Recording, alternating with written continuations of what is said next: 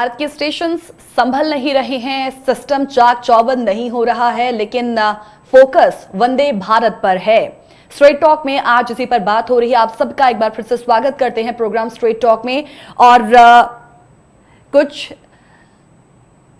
जिम्मेदार लोगों की जब हम बात करते हैं तो जब जवाबदेही की बात आती है, जब उनकी अकाउंटेबिलिटी की बात आती है ना, तो अक्सर सिर्फ चुप्पी ही नजर आती है। ये जो हाल ही में हादसा हुआ है, सिर्फ लापरवाही के कारण कोई जवाबदेही तो होनी ही चाहिए। आज इस विषय पर बातचीत करने के लिए मेरे साथ एक बहुत ही खास मेहमान जुड़े हुए हैं। इस वक्त हमें ज्वाइन कर चुके 3 दशक से पत्रकारिता के क्षेत्र में हैं। रेलवे डिपार्टमेंट में एक्स एडवाइजर के तौर पर उन्होंने काम किया है। सीनियर जर्नलिस्ट, वरिष्ठ पत्रकार अरविंद कुमार सिंह जी इस वक्त हमारे साथ जुड़ चुके हैं। सर नमस्कार, बहुत बहुत स्वागत है आपका प्रोग्राम स्ट्रेट टॉक। नमस्कार जी। नमस्कार आपको। सर, साक्षी आहूजा की आज बात हो रही है और वो हादसा जिसने फिलहाल सभी को गमगीन कर दिया और सवाल फिर से हमारे उस सरकारी तंत्र पर खड़े हो गए। सरकारी तंत्र जिसमें बिजली विभाग भी, रेलवे विभाग भी, नगर निगम या फिर दूसरियां कोई एजेंसी। इस घटना पर तो फिलहाल जिम्मेदार कौन है ये अभी कोई भी कह नहीं रहा है, क्योंकि इनमें से कोई भी अपना जवाब जो है वो नहीं दे रहा है। सब लीपापोती कर एक दूसरे पर ही जिम्मेदारी डालते हुए नजर आ रहे हैं। अरविंद सर, इससे बड़ी विडंबना क्या होगी कि देश की राजधानी दिल्ली का रेलवे स्टेशन व्यवस्था के स्तर पर कहते हैं कि हर चीज चाक चौबंद है, सब कुछ ठीक है, लेकिन परिसर में खड़ा एक खंबा, बिजली का खंबा इतना ज्यादा जानलेवा साबित हो जाता है। जी मैं बोलूं? जी अरविंद सर, अपनी बात रखिएगा। देखिए, जो रेलवे प्रीमिसेस है उसमें अगर आप गौर करेंगे तो जो रोज एवरेज जो ट्रेनें चलती हैं वो उसमें करीब करीब ऑस्ट्रेलिया की पॉपुलेशन के बराबर लोग चलते हैं। ये तो ट्रेनों की बात हुई। उसके बाद अगर आप गौर करेंगे तो रेलवे स्टेशनों पर जो लोगों की आवाजाही होती है वो स्वाभाविक है, इनसे ज्यादा लोगों की होती है, क्योंकि कोई एक पैसेंजर जा रहा होता तो एवरेज उसके पीछे, मैं महानगरों की बात तो नहीं कर रहा, लेकिन छोटे स्टेशनों पर आप गौर करेंगे तो कोई ना कोई उनको छोड़ने भी जाता है। बहुत सारी चीजें हैं उसके साथ। लेकिन जब रेल तंत्र में, जहाँ की करीब 8000 स्टेशन है, और हम दिल्ली का जो स्टेशन है, मुंबई का जो स्टेशन है, वो बॉम्बे सेंट्रल का हो या बॉम्बे वेस्टर्न रेलवे का, वो सारे स्टेशन ऐसे हैं जिनको कहा जाता है कि वर्ल्ड क्लास के स्टेशन है। और जब आप प्रीमिसेस की बात करते हैं तो रेलवे के प्रीमिसेस में रेल एक ऐसा डिपार्टमेंट है जिसके पास अपना सारे डिपार्टमेंट्स हैं, इंक्लूडिंग इलेक्ट्रिकल भी है, उनके पास मैकेनिकल है, उनके पास अपना प्रोटेक्शन फोर्स है, आरपीएफ है, रेलवे प्रोटेक्शन फोर्स है, गवर्नमेंट रेलवे पुलिस है, उसके लिए भी फंडिंग उसकी होती है। और इसके पहले जब भी खास तौर पर मानसून सीजन आता है ना, उसके पहले एक ड्राइव चलता है जिसमें ये लिखा जाता है कि कोई वायर वगैरह तो नहीं खुला हुआ है, कोई टूटी तो नहीं है, पानी कहीं गिर तो नहीं रहा है, पैसेंजर्स को जो कंफर्ट है वो खराब तो नहीं होगा, कहीं पोर्ट तो नहीं है। ये सारी चीजों को जांचने का एक तंत्र बना हुआ ऑलरेडी। और निश्चित तौर पर अगर एक यंग लेडी की मौत हो रही है वहाँ स्टेशन पर, एक वर्ल्ड क्लास स्टेशन पर, तो ये बड़ी शर्मनाक बात है। और अभी तक अगर आप गौर करेंगे तो किसी की जवाबदेही तय नहीं की गई है। बिल्कुल, केवल गोल जैसे इतना बड़ा हादसा इस बीच में हुआ, एक दूसरी भी घटना घटी जिसमें मालगाड़ी आपस में टकराई। ऐसी घटनाएं हो रही हैं। और मैं बताऊं, इनके पीछे की एक बड़ी वजह यह है कि एक तो स्टेशनों का बहुत सारा काम आउटसोर्स कर दिया गया है। रेलवे में 3,20,000 के करीब वैकेंसीज हैं, जिनमें से 1,70,000 तो वो वैकेंसी है जो कि सेफ्टी कैटेगरी की है, जिसका होना जरूरी है। तो ये चीजें ऐसी है जिनको छोड़ करके अगर आप चाहे वंदे भारत चला लें या बुलेट ट्रेन ही क्यों न चला लें, अगर नीचे का इंफ्रास्ट्रक्चर ऐसा ही रहना है अगर उसमें, तो निश्चित तौर पर आप ये समझ लीजिए कि खड़े खड़े मौत है। तो इसमें कोई ऐसा नहीं कि कोई ट्रेन की टक्कर हो गई हो या कोई और चीज, लेकिन स्टेशन अगर सेफ नहीं है तो निश्चित तौर पर ये चिंता की बात है, क्योंकि मैं आपको बताऊं, देखिए बाहर की दुनिया को इस बात का अंदाज नहीं है कि रेलवे प्रीमिसेस में मतलब हो गया केवल स्टेशन नहीं है, प्रीमिसेस में बहुत सारे लोग हैं जो कि आपने तमाम खबरें पढ़ी होगी, आप मुंबई की देख लीजिए, यहाँ ट्रेन की पटरियों को पार करते हुए मौतें हो गई। और बीच में एक कमेटी ने पाया था कि साल भर में 15,000 के करीब लोग मर जाते हैं ऐसे तमाम कारणों से। लेकिन रेलवे का कहना है कि हम नहीं है उसके लिए जिम्मेदार, आप पटरी क्यों पार कर रहे हैं। हाँ। ये मैं भी मानता हूं कि जो अनमैन्ड लेवल क्रॉसिंग है, आपने देखा होगा पहले बहुत सारी घटनाएं होती थी कि जिसमें अनमैन्ड लेवल क्रॉसिंग है, मतलब कि एक अनमैन्ड लेवल क्रॉसिंग है जिसमें आप गाड़ी लेके चले जा रहे हैं, उधर से ट्रेन आई, टक्कर हो गई, तो बहुत सारे एक्सीडेंट्स होते थे। उसके बाद डॉक्टर मनमोहन सिंह जी की सरकार में एक फैसला हुआ, और उस फैसले में यह हुआ कि अगले 10 साल में, मतलब 2020 तक का एक लक्ष्य था कि सारी अनमैन्ड लेवल क्रॉसिंग को हम बैंड कर देंगे, या कोई चौकीदार तैनात होंगे, जो भी है। लेकिन आपने बीच में गौर किया होगा कि दशहरे के दिन मैंड लेवल क्रॉसिंग में भी कितने लोग रामलीला देखते हुए मर गए थे, जी याद है ना। जी जी, अमृतसर के जोड़ा फाटक। तो ये सारी चीजें रेल परिसरों में अगर हो रही हैं तो बहुत ही बड़ी चिंता की बात है। हाँ जी बिल्कुल चिंता की बात है। बालासोर में भी जो हुआ वो भी छेड़खानी वाला मामला ही था कि छेड़खानी की गई है, गलत सिग्नल दिया गया। देखिए अब क्या है कि उस मामले में 5-6 जो रेलवे के स्टाफ है उनको लक्षित किया गया है। लेकिन जिस तरह की पूरी घटनाएं घटी है, मैं बताऊं आपको कि उसके पहले फरवरी महीने में रेलवे की यूनियनों ने चिट्ठी लिखी थी, ये जो जिस जगह घटना घटी है बालासोर में, कि जो सिग्नल है उधर उस इलाकों के वो ओवर एज हो गए हैं। आप इमेजिन कर सकती हैं कि ओवर एज सिग्नल रन कर रहे होंगे जहां, तो आप देखिए उम्र किसी की भी खत्म हो जाए अगर, चाहे वो कोच हो या इंजन हो, तो फेल्योर के चांसेस रहते हैं। और ये जो सिग्नल है, सिग्नल को जहां से कंट्रोल किया जाता है वो इतना सिक्योर है कि वहां कोई इस तरह की घटना होना ना होना मतलब ये संभव नहीं होता, क्योंकि इसका मतलब है कि आपका सिस्टम ही फेल है ना। अगर उसके अंदर भी कोई छेड़छाड़ी कर देता है, छेड़खानी करता है उसके अंदर, जहाँ डबल लॉक और इतना सारा प्रिकॉशन है, आपके पास रेलवे के एम्प्लॉइज हैं, आपके पास रेलवे प्रोटेक्शन फोर्स है, आपके पास गवर्नमेंट रेलवे पुलिस है, तो फिर तो ये कहा जाएगा, फिर तो बहुत ही दुर्भाग्यपूर्ण बात है ना। फिर तो कोई सिस्टम जो है एग्जिस्ट ही नहीं कर रहा है, इसका मतलब है आपका अपना सिस्टम है। क्योंकि सीबीआई जांच कर रही, कोई अभी तक जो बातें हुई उसमें कोई मिलिटेंट का एंगल नहीं आ रहा। बिल्कुल मिलिटेंसी से रिलेटेड घटना हुई है। फिर तो सर ये जैसी सिचुएशन है, और जैसा आप भी बता रहे हैं कि जो चीज नहीं होनी चाहिए, अगर फिर भी उस चीज में किसी तरीके की कोई छेड़खानी हो रही, चाहे वो बालासोर का मामला हो, चाहे वो ये मामला हो, या फिर इसी हफ्ते घटी कई जो घटना इस वक्त आपने टेलीविजन स्क्रीन पर देखा भी कि कितने मामले जो है इस हफ्ते हुए हैं।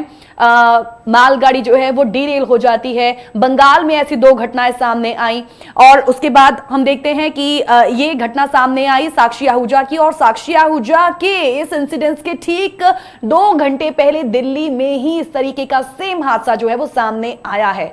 वजह क्या है फिर इसके पीछे, और किसे दुरुस्त करने की जरूरत है? सवाल यहां पर एक और बड़ा अहम है कि हमें तो सरकार से यह पूछना चाहिए, उस सरकारी तंत्र से पूछना चाहिए कि हमें किस चीज को दुरुस्त करने की जरूरत है, हमें चाहिए क्या? अत्याधुनिक ट्रेन्स चाहिए, हमें वंदे भारत चाहिए, हमें बुलेट ट्रेन्स चाहिए, या फिर सभी सुविधाओं युक्त एक प्रॉपर रेलवे स्टेशन और दुरुस्त रेल पटरियां? यहां पर अभी भी आज भी एक सवालिया निशान लगा हुआ है। एक व्यवस्थागत बदहाली के कारण एक युवा महिला की जो जान है चली जाती, जो कि एक मां भी थी, अपने पीछे 2 बच्चे छोड़ गई, और उनकी जान जाना बहुत कुछ साबित भी करता है और बहुत सारे सवाल भी खड़े करता है। और आज उसी विषय पर हम बात भी कर रहे हैं कि स्टेशंस संभल नहीं रहे हैं, लेकिन हमारी जो ख्वाब हैं वो बुलेट ट्रेन्स पर हैं, और अभी फिलहाल जिसका हम पुरजोर तरीके से प्रचार प्रसार कर रहे हैं वो है वंदे भारत। एक तरफ ये बड़े बड़े जो लॉन्च हो रहे हैं और दूसरी तरफ ऐसी घटनाएं, तो मन भी व्यथित उतना ही होता है कि जो अभी फिलहाल हमारी जो सुविधाओं के लिए सरकार ने बनाया है वो आखिर दुरुस्त होंगे कब। अरविंद जी इस वक्त हमारे साथ जुड़े हुए हैं, जो कि रेलवे डिपार्टमेंट के एक्स एडवाइजर रहे हैं और तमाम जो है पहलुओं पर उन्होंने बड़ी ही बारीकी से पहले भी जो है वो बातें बताई हैं।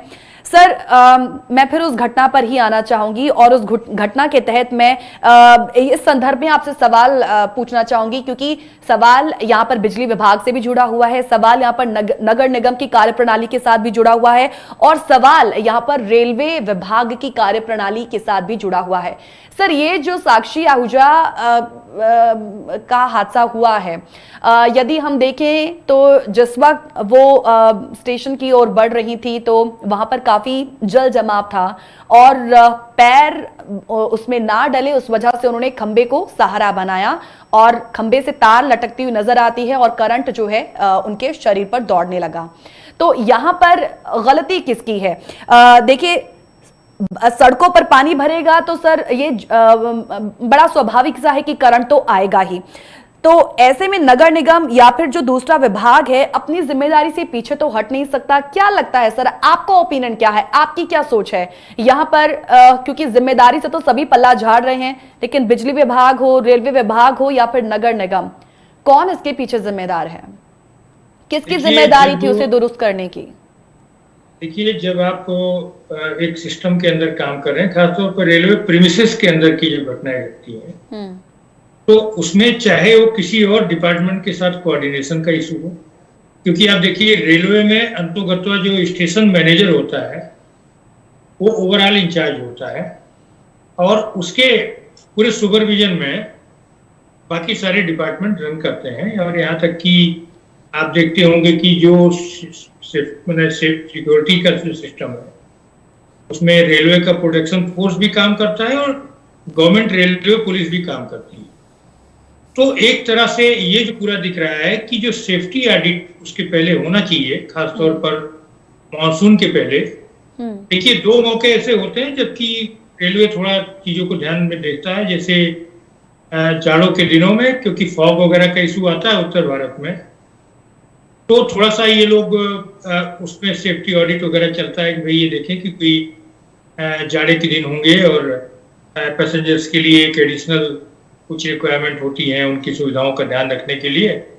और जब इस तरह का मॉनसून वगैरह आता है तो ये देखा जाता है कि भाई कहीं कोई वायर नंगा तो नहीं, कहीं कोई ऐसी समस्या तो नहीं जिसमें से पैसेंजर की सेफ्टी खतरे में पड़ जाए। ये सारी चीजें हैं, क्योंकि आप देखते होंगे कि जो बहुत सारा इलेक्ट्रिकल इक्विपमेंट तो ऑलरेडी काम कर रहे हैं आजकल पैसेंजर्स की सुविधा में। आप एस्केलेटर देख लीजिए, एस्केलेटर की भी जांच होती है कि कहीं एस्केलेटर में कोई ट्रबल तो नहीं है। आपने देखा होगा बहुत बार तो एस्केलेटर वगैरह में ही लोग फंस जाता है, पैर किसी का कुछ फंस गया, कुछ हो गया, किसी के कपड़े फंस गए। ये सारी चीजों को ध्यान में सेफ्टी के हिसाब से सारी चीजों की सेफ्टी ऑडिट इसीलिए होता है। तो निश्चित तौर पर जब कोई घटना रेलवे के प्रीमिसेस के अंदर घट रही है, चाहे वो पार्किंग ही क्यों ना हो, पार्किंग का एरिया ही क्यों ना हो, क्योंकि वो सारी चीजें आप देखती होंगी कि जब रेल के अंदर जब आप आते हैं तो चाहे वो बुक स्टॉल हो, चाहे वो खाने पीने के सामान हो, वहाँ ये सारी चीजें रेलवे एडमिनिस्ट्रेशन के कंट्रोल में आती है। तो निश्चित तौर पर इस घटना का कोई तो जवाबदेही होगा ना। आप बिजली के विभाग की बात कर रहे हैं, ठीक है, अगर कहीं रेलवे बिजली नहीं पैदा करता तो बिजली बाहर से लेता है वो, ठीक है ना। आप वैसे तो हर चीज आप बाहर से लेंगे, आपको आयरन, आप लोहे की पटरियां जो बिछ रही हैं तो कहीं और से आती है। बिल्कुल बिल्कुल। हाँ, रेलवे स्टेशन के इक्विपमेंट जो सीमेंट वगैरह के काम है, तो आपके पास तो एक ऑलरेडी एक एग्जिस्टिंग सिस्टम है जो कि लगातार मेंटेनेंस को देखता है, चीजों को देखता है। आपके पास इंस्पेक्टर्स हैं, आपके पास सारा सिस्टम है कि कोई गलत आदमी गाड़ी पार्क नहीं करे, ये सारी चीजें देखने का सिस्टम है। तो ये निश्चित तौर पर ये फेलोर है। और इस फेलोर में आपने बीच में देखा होगा कि जब एक घटना घटी थी वेस्टर्न यूपी में, जिसमें एक पटरियों की मरम्मत चल रही थी और कंसर्न स्टेशन मास्टर को उन लोगों ने इन्फॉर्म नहीं किया था और एक घटना घट गई, बड़ी घटना घटी, जिसमें भी मतलब उड़ीसा की एक ट्रेन थी जिसका एक्सीडेंट हुआ डिरेल हुई, वो काफी मौतें हुई। और उसमें रेलवे मिनिस्ट्री, हमारे रेलवे मिनिस्ट्री में जो चेयरमैन रेलवे बोर्ड को, उत्तर रेलवे के एक बड़े अधिकारी को और कई ऑफिसर्स को हटाया गया था। अच्छा। हाँ। तो अब दो चीजें हैं कि या तो ये है कि एक मनुष्य के जान की कीमत आप कुछ समझते नहीं। बिल्कुल। अगर समझते तो निश्चित तौर पर, और कुछ नहीं तो जो भी टॉप के बैठे हुए जो लोग हैं एडमिनिस्ट्रेशन में, बिल्कुल उनमें किसी को कम से कम एक हफ्ते के लिए सस्पेंड अगर आप करते, तो जो अगला आएगा वो देखेगा कि भाई अगर एक इस घटना पर मौत हुई है, मौत की जिम्मेदारी किसी की तो बनती है ना। तो मुझे लगता है कि इन चीजों पर, और अब मैं दूसरी बात पूछता हूं, आप इमेजिन करिए कि अगर न्यू दिल्ली रेलवे स्टेशन पर ही हो सकता, जो कि एक नेशनल कैपिटल है, दुनिया भर से लोग आ रहे हैं, आप वर्ल्ड क्लास आते जाते हैं, बहुत ह्यूज क्राउड देखा जा सकता है वहां पर। तो आप ये सोचिए कि जो ऐसी स्टेशन है छोटे छोटे, हाँ, जो छोटे स्टेशन है जहां अभी बेसिक एमिनिटीज भी नहीं है। हाँ, आप देखिए पीने का पानी नहीं, कहीं बैठने की बेंच नहीं है, टॉयलेट में एक बार अगर कोई आदमी इन कर जाए तो दोबारा जो है उस टॉयलेट में जाएगा ही नहीं। ऐसी हालत जहां हो, तो पैसेंजर्स की एमिनिटी के लिए जब आप इतना पैसा खर्च कर रहे हैं, तो और आपने तो एक बात सही कहा, देखिए स्पीड एक अलग की, लेकिन हम लोग एक ऐसे देश में रह रहे हैं जिसमें करीब करीब 2.5 करोड़ लोग सफर करते हैं रोज ट्रेन से ही, और उसमें सबसे ज्यादा वो लोग होते हैं जो गरीब लोग हैं। अभी कोविड के बाद पूरे सीन में एक बदलाव आया है। बदलाव यह आया कि एयर से सफर करने वाले लोग हों या बाई रोड सफर करने वाले लोगों की संख्या बढ़ी है। आप इमेजिन करिए कि जैसे चंडीगढ़ से बहुत सारे लोग जो ट्रेन से जाते थे, वो चंडीगढ़ से बाई रोड आने लगे हैं, लखनऊ से बाई रोड आने लगे हैं, जयपुर से बाई रोड आने लगे हैं। बट ये शॉर्ट डिस्टेंस में हो सकता है ऐसा, बट लॉन्ग डिस्टेंस में तो ट्रेन से ही जाना पड़ेगा आपको। सर, पर अमूमन हम क्या देखते हैं कि अगर लोग शिफ्ट हो जाते हैं, मान लीजिए वो ट्रेन से ट्रैवल करते हैं या फिर अब वो बाय रोड से ट्रैवल उन्होंने करना शुरू कर दिया है, ये बदलाव भी हम तभी देखते हैं जब सरकार की ओर से एक अच्छी सर्विस जो है, वो अच्छी सुविधा जो है वो मिले, चाहे वो रोड को लेकर हो, अच्छी रोड सड़क मिले, तो निश्चित तौर पर जो जनता है वो उसी का इस्तेमाल करेगी। ठीक ऐसा रेलवे के साथ भी है, क्योंकि अब रेलवे में अव्यवस्थाएं उन्हें दिखती हैं तो उन्होंने उसको चुन लिया। हाँ, देखिए क्या है कि रेलवे में जो सफर करने वाले जो मैक्सिमम पैसेंजर है, वो बेसिकली बहुत, माने जिसको आप ये कह सकते हैं कि कमजोर से कमजोर आदमी की लाइफ लाइन है रेलवे। हाँ, क्योंकि अभी भी रेलवे की जो किराए हैं, अगर आप कंपैरेटिव स्टडी करेंगे, मैं अपर क्लास की बात नहीं कर रहा हूँ, अपर क्लास के किरायों की, खासतौर पर जो स्लीपर क्लास है या जो अनरिजर्व जो क्लास है, या जो सबअर्बन ट्रेन है, इन सब में किराए बहुत ही सस्ते हैं और इसीलिए अभी भी रेलवे एक लाइफलाइन बनी हुई करती है। सर, आप एक बड़े ही दिलचस्प पहलू की बात कर रहे थे, आप जनता की जो बात कर रहे थे, खासकर एक ऐसे लेवल की जो अमूमन जो है रोजमर्रा की जिंदगी में अपने इस तरीके के कहें प्लेटफॉर्म्स को यूज करता है, चाहे वो रेलवे का हो चाहे वो बस का हो। तो उसी पहलू पर आपने नजर दौड़ाते हुए एक बदलाव की बात भी की, जो कि खास कोविड के बाद नजर आया था। मैं चाहूंगी पहले तो आप उसे पूरा कर लीजिएगा, उसके बाद मैं अगला सवाल आपसे लूंगी।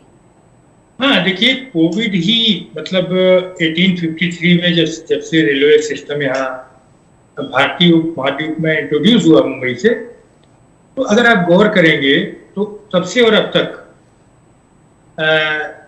बहुत सारे बदलाव हुए। लेकिन कोविड एक ऐसा दौर था जबकि पहली बार बहुत लंबे समय तक रेलगाड़ी रुकी रही। रेलगाड़ी में खासतौर पर पैसेंजर गाड़ी की बात कर रहा हूँ मैं, क्योंकि रेलगाड़ी रुक गई होती तो कोविड में बहुत ही ज्यादा अफरा तफरी होती। जो मालगाड़ियां थी वो कंटिन्यूअस राउंड द क्लॉक चलती रही, और इसी नाते अगर आप देख रहे होंगे तो बाकी कमी रही होगी, लेकिन रेलवे एम्प्लॉइज और किसान, दो कम्युनिटी ऐसी है जिसने कोविड में, मतलब किसान लगातार काम करता रहा, इस नाते कहीं भी किसी इलाके में किसी के भूख से मरने की, खाना की कमी पड़ने की, ये सारी बातें नहीं हुई। और ये सामान जो है अलग से अलग कश्मीर से कन्याकुमारी तक पहुंचते रहे। ठीक है, रेलवे सर्विस ठप रही, बाद में बहुत ही ज्यादा प्रेशर क्रिएट हुआ कि लोग फंसे हुए हैं, ट्रेनें इंट्रोड्यूस होना शुरू हो। हाँ, और अभी इस बीच में एक बिहेवियर आया, लोगों ने अपने सेफ्टी के लिए, क्योंकि पब्लिक ट्रांसपोर्ट सिस्टम रुका रहा, हाँ, बहुत सारे लोगों ने व्हीकल्स नए लिए। आपने खुद देखा होगा जी, कि जिनके पास नहीं थे, पब्लिक ट्रांसपोर्ट से चलते थे, उन्होंने ले लिए हैं। हाँ, और एक नया ट्रेंड आया है कि कोई आदमी चंडीगढ़ से जब वो प्रेफर करता था कि शताब्दी से चला आए या किसी और साधन से आ जाए, पब्लिक ट्रांसपोर्ट में बसेस से आ जाए, वो लोग अपनी गाड़ियों से आने लगे।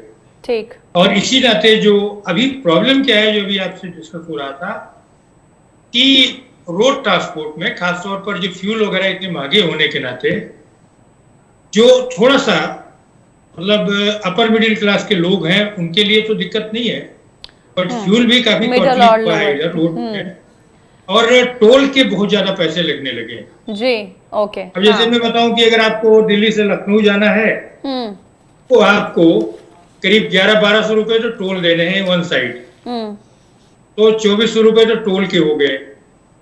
तो उतने में तो आदमी 2400 रुपए में तो आदमी फर्स्ट एसी में सफर कर सकता है, फर्स्ट एसी में, केवल टोल जितना देने का एक आदमी फर्स्ट एसी में सफर कर लेगा अगर आ रहा है।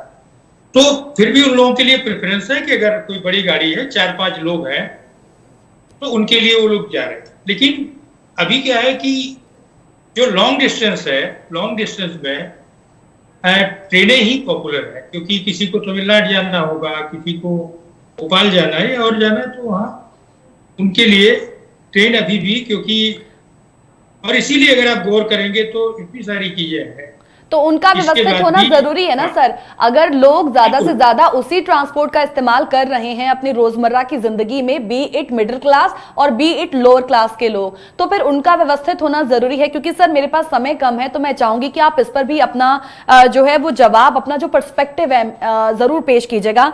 देखिए सर, आज क्या हो रहा है कि हम बुलेट ट्रेन की बात कर रहे हैं जो स्पीड से दौड़ेगी आने वाले वक्त में, और अभी इसी हफ्ते जो है वो 5 वंदे भारत का जो है वो लॉन्चिंग की है। कोई गलत बात नहीं है, अच्छी बात है कि हो रहा है, ये जनता के लिए ही हो रहा है। लेकिन वंदे भारत से जुड़े हुए हादसे भी हमने देखे, कहीं कुछ उसका टूट रहा है, कहीं कुछ उसकी क्षति हो रही है। चलिए वो भी पूरा कर दिया। लेकिन सर वंदे भारत के प्रचार तंत्र के आवरण में ये जो हालिया घटना है, चाहे वो साक्षी आहूजा की हो, चाहे वो इस हफ्ते गाड़ियों के बेपटरी होने की हो, ये हालिया घटना से सरकारी तंत्र इस तरीके से मुंह तो नहीं छुपा सकता ना। तो फिर क्या किए जाने की जरूरत है, इसे कैसे दुरुस्त किया जाए, व्यवस्थित कैसे किया जाए इन अव्यवस्थाओं को? देखिए, जो दिल्ली में घटना घटी है उसके हिसाब से मैं केवल ये कह सकता हूँ कि इस समय पूरे कंट्री में पैसेंजर जो एमिनिटीज है उनको ध्यान में रखते हुए पूरे देश भर में एक सेफ्टी ऑडिट चलाने की जरूरत है। खासतौर पर स्टेशनों पर, मतलब जिसको आप ये कहिए स्टेशन बहुत ही जरूरी है, क्योंकि स्टेशनों पर पैसेंजर भी आते हैं, उनके साथ और भी लोग आते हैं, और जो लोग आते हैं वो पैसेंजर भी आखिर पैसा देता है ना आपको अंदर आने के लिए, टिकट लेते हैं तो उससे भी आए होते हो। अभी पहला चीज तो ये है। दूसरा इंपॉर्टेंट चीज ये है कि आपको यात्री सुरक्षा के लिए जरूरी है कि जो वैकेंसीज हैं इतने बड़े पैमाने पर, उन वैकेंसीज को फिल किया जाए। देखिए, दुनिया भर में स्पीड पर काम हो रहा है। चाइना वगैरह में तो 320 किलोमीटर की रफ्तार से ट्रेनों को चलाने की तैयारी चल रही है। तो मैं ये नहीं कह रहा हूँ स्पीड कोई बुरी बात है, लेकिन केवल चमक दमक के लिए प्रचार तंत्र पूरा एक ही ट्रेन पे अगर आप लगा रहे हैं और बाकी चीजें इग्नोर हो रही है, गरीब और कमजोर लोगों की अगर आवाज इग्नोर हो रही है, तो ये अच्छी बात नहीं है। और अगर एक मौत है तो उसको एक अलार्म की तरह सुनना चाहिए और उस बात का सबक लेना चाहिए। मुझे लगता है कि इस घटना ने, इस पर आप चर्चा कर रही हैं, इस घटना ने एक सवालिया निशान खड़ा किया, क्योंकि अगर रेलवे के प्रीमिसेस में घटना घट रही है तो सिवाय इसके ये बात करने के कि हम कहें कि नहीं साहब ये आउटर डिपार्टमेंट जिम्मेदार है, फला जिम्मेदार है, आप जवाबदेही तय करिए। क्योंकि जो एक जीरो मिसिंग कॉन्सेप्ट है ट्रेनों में, कुछ ट्रेनों में है कि पूरी चेकिंग होती है, आप देखते हैं कि कोई कमी तो नहीं है पूरी ट्रेन में, तो स्टेशनों में भी कोई जीरो मिसिंग होना चाहिए और बाकायदा उसकी रिपोर्ट आनी चाहिए कि भाई ये देखिए यहाँ से हमने सारे खम्भों वगैरह वगैरह। अब तो आप देखिए ज्यादातर खम्भों वगैरह का कॉन्सेप्ट खत्म हो रहा है, धीरे धीरे करके अंडरग्राउंड हो रहा है। तो नहीं है तो आप सेफ्टी के लिए उनको अंडरग्राउंड करें और चीजें करें। बिल्कुल इन घटना से सबक लेने की जरूरत है, बिल्कुल ऐसा लगता है मुझे। बिल्कुल। लेकिन सर अगर आज के इस डिस्कशन का अगर हम एक निचोड़ निकालें ना, तो देखिए ये हालिया घटनाएं, कुछ घटनाओं में हालांकि जनता की भी उतनी ही गलती होती है, लेकिन जहां पर जिन चीजों का दुरुस्त होना जरूरी है वहां पर तो फिर इन विभागों पर सवाल खड़े होंगे ही। फिलहाल ये जो हालिया घटनाएं हुई हैं उससे हम ये कहेंगे कि आम जनता की जो जान है ना वो शायद सस्ती हो चुकी है नेताओं के लिए, और वो सिर्फ वोट के लिए मात्र एक आंकड़ा बनकर रह गए हैं। अरविंद जी, सबसे पहले तो मैं आपका बहुत धन्यवाद करना चाहूंगी, आपने प्रोग्राम के लिए अपना समय दिया है और तमाम पहलुओं पर जो है बड़ी ही तफसील से अपनी बातें रखी हैं, तो उसके लिए सर आपको दिल से शुक्रिया, बहुत बहुत धन्यवाद सर आपका प्रोग्राम में हिस्सा लेने के लिए। धन्यवाद आपको भी, आप सबको। Thank you sir, thank you so much. अंत में हम सिर्फ इतना ही कहेंगे कि दर्शकों से नहीं कहेंगे, हम अपने उस सरकारी तंत्र से कहेंगे कि रेलवे स्टेशन के साथ साथ सिस्टम के नंगे तारों पर नेताजी टेप लगाइए। अभी उड़ीसा हादसे के गुनाहगारों को सजा दिलाना बाकी है, जांच चल रही है। बंगाल में माल गाड़ियों की टक्कर हुई है, इस हफ्ते 2 ऐसी घटनाएं हुई। इन सब घटनाओं के बीच अगर 9 साल बाद नई दिल्ली रेलवे स्टेशन के खंभों से बिजली के तार बाहर निकल पड़े हैं, तो फिर बदला क्या है? माफ करना साक्षी, इस नंगे सिस्टम के लिए शायद हम सब भी कहीं ना कहीं जिम्मेदार हैं। आज का ये एपिसोड मैं चाहूंगी इस विषय पर आप अपनी भी टीका टिप्पणी जरूर कीजिएगा और सजेशंस देने के लिए प्रोग्राम में, और साथ ही साथ आज के एपिसोड पर अपना ओपिनियन रखने के लिए आप geet@justbroadcasting.com या info@justbroadcasting.com पर हमें मेल जरूर कीजिएगा। इसी के साथ आप सभी से इजाजत, कल नए विषय के साथ आप सभी से होगी मुलाकात। फिलहाल तब तक के लिए जुड़े रहें जस्ट हिंदी के साथ।